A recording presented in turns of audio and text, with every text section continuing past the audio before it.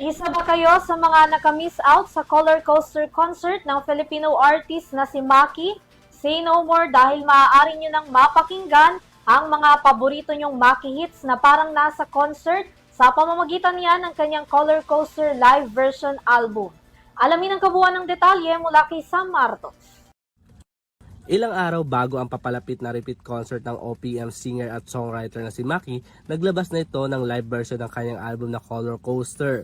Ibinahagi niya ito sa kanyang social media account na Instagram sa pamamagitan ng kanyang larawan at larawan ng isang headset. Saad pa nito sa kanyang caption, release ng release di na napagod. Ang kanyang bagong album na inilabas ay mayroong 10 mga awitin na mula sa orihinal na album nito na Color Coaster na inilabas naman noong nakaraang Setyembre. Kabilang na dyan ang mga kantang Dilaw, Namumula, Bughaw, Kahel na Langit, Turning Green, Nangungulila at marami pang iba.